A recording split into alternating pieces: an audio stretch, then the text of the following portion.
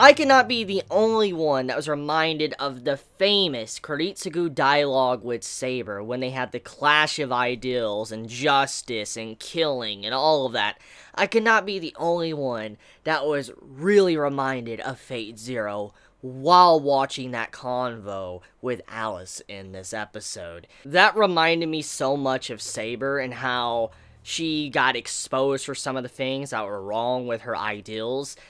I really like how this series gets me thinking, and I really like how this series turned into kind of like a clusterfuck of a battle towards the end of this episode, with all of these characters just going at each other, because it reminds me a lot of Fate. And it also reminds me a lot of the ideals that constantly clashed in the series. These different heroes throughout the different times coming together into one area and then just being able to meet each other and fight each other. It could really offer some interesting insight in how they viewed their world and how their viewpoints are very different from each other's. And in this case, it's very similar, but instead of being from the same world but just different timelines, you have it to where these characters are brought from different worlds into one world. For instance, a magical girl, someone that's a mech pilot, someone that is, a standard fantasy female character, someone that's like the instructor/guide character that tells you all the information you need, to a psychotic schoolgirl that is easily able to kill someone with just words alone, to someone that is like a futuristic tech, officer or whatever that can use a gun. So when you look at all these different things that are happening towards the end of the episode, I'm like, this is hype, and I like how the characters are able to stay in character with their respective series, but it just works. For instance, Mamika, or, the fake Madoka, when she interrupts the fight, and she's like, I won't allow you to kill her and all that, that was a very stereotypical magical girl scene, but the way it was done just works, because you gotta remember, these characters came from their world, they have their own viewpoints, their own ideals, the way they look at things, the way they handle justice in general, and obviously the magical girl, the way they are designed as a character in general, they want to protect everyone. They don't want to kill anyone, and normally when you see something like this in a Magical Girl series, that's what you think. You're like, oh yeah, Magical Girl doesn't kill anyone. That's just the standard stuff. And usually when they do kill someone,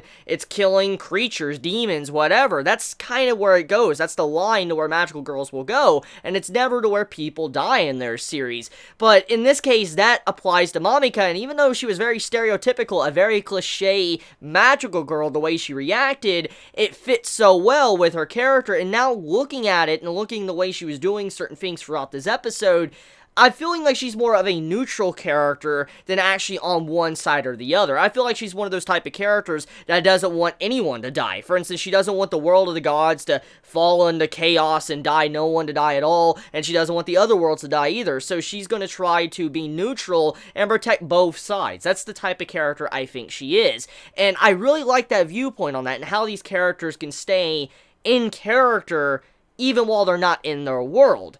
Now, one thing I do want to go back into, which I kind of briefly mentioned at the beginning of this video, is the Alice and the convo she had with the others. For instance, our main female characters, like Meteora and all them. Basically, Alice got exposed.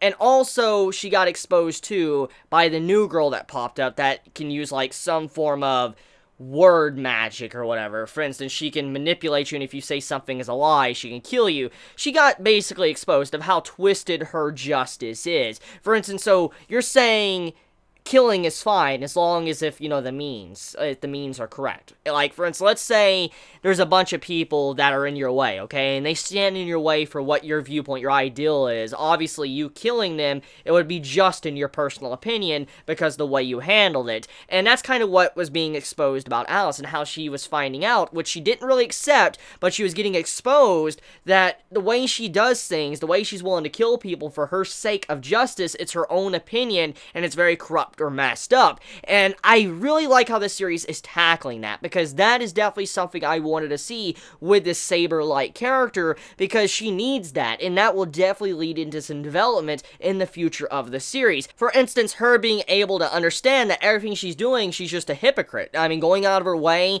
to just sacrifice this entire world, that's really messed up, killing all of these innocent people, because, I mean, let's think about what she wants to do and why she's doing this for her own reasons. She's saying she is here to change her world because her world was filled with nothing but bodies, people piled up, like mountains, basically, and what she's wanting to do with the military princess is exactly what was going on in her world. She wants to pile up the bodies, the corpses, to be able to get her justice, her goal. So she's basically a hypocrite, but for what she's doing, her actions and the way she continues to do these certain things she wants to accomplish, even though it's in the end result is going to be the exact same as to what happened to her world. So I like how she's getting exposed, and I'm glad the writers are focusing in on that, and I hope that continues to get focused on as the series continues on forward. So getting off of that though, let's talk about the situation with this new girl that was introduced. Now, this new character that came to our world, she's obviously a villain. I mean, if it wasn't just for the design, to the facial expression, all that, it was the death we saw in this episode.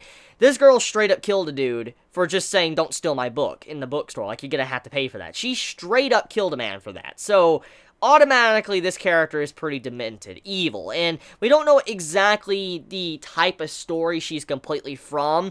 From what she states, from the little world building we get from her world is very similar to Japan. There's some differences here and there, but overall it's very similar. The same money she had in her world works in this world. There's just so many things that are similar, but there is slight differences, but we don't really know necessarily what is the norm in that world. For instance, even if it's very similar to Japan, there could be magic that is, constantly used in that world, even though it's stereotypical Japan. So we don't really know the actual limitations and how strong she is on the totem pole in her world, or if she is the only one with abilities in her world. Regardless, though, she is a villain, and obviously for her to go out of her way to kill someone like that, she clearly was someone that is probably has killed before. She has killed a lot of people before. Like, she has probably a big body count. Let's just go there. Let's just go that far to say she probably has a big body count, and she probably, judging by her type of style, I don't really know. If she's in the standard Japan, okay? I feel like she was in secret, maybe. She wasn't really telling her powers or something. Or maybe she was. I have no idea. Because the way her character is, it can go two different directions. Either she's that type of character that was fitting into society and she hides her powers, but then on the side she does her own thing. She does her own demented stuff on the side that kills people. Or she's in a world where just wearing that type of uniform is normal, and maybe it's a post-apocalyptic world or whatever. I have no idea. Or maybe it's advanced technology. But there's something definitely off about her world, and for that type of ability, I'm kind of curious exactly what are the complete limits to it. So, speaking of her limits, her ability has a lot of setup, and I like that about her ability because it can add into some really interesting convos for this series and where the characters might want to take it. But basically what she needs to do something to where a person will say you're lying. For instance, let's say she owns, like, this coffee mug or whatever, okay? Let's just say I'm holding a coffee mug in my hand. She's like, I own this, like, no, here's about one. I'm holding a coffee mug. That's what she said. I'm holding a coffee mug. Obviously, someone that is looking at her, they'll be like, you're fucking lying. Well, obviously, because of that, and that, lie being set up, and if you don't believe it, it will become reality. For instance, you will basically chop your leg off or something, and then, the person says you're lying, that it just won't happen.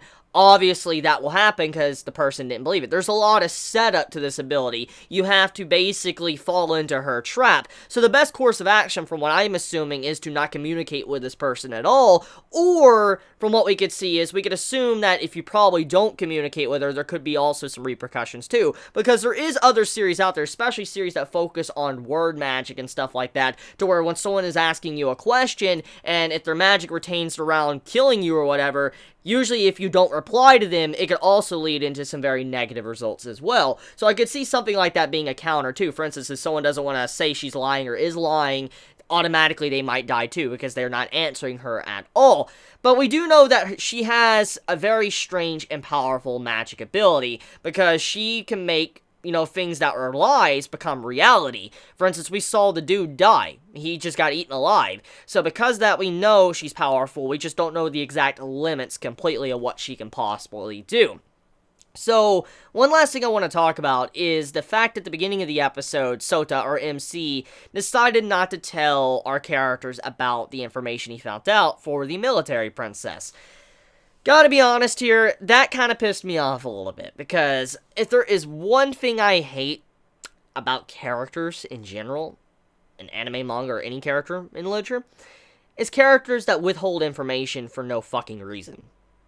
Now, there might be a reason, but at this time, I don't really know, because last episode was basically saying, do not withhold any information. Like, tell us everything you know about the creators and the created, these characters that came to our world. And him now finding out, and from what we can assume he didn't say anything, I'm like, can you not be any more irrelevant as a character right now? Like, are you freaking serious? I mean, I know you're the narrator and all that. It's obvious you're connected to the military princess, but are you serious? You're not gonna say anything? I mean, I guess he's wanting to factor in all his thoughts and feelings for why, what's going on here, because maybe he feels like he's responsible, but still, are you serious right now? Like, really? My dude, like, what the hell? So, yeah, besides all that, it was a very good episode. How do you feel about this series, Recreators? I love you all so much. You have a wonderful day or night wherever you live. Please be safe. Chibi out.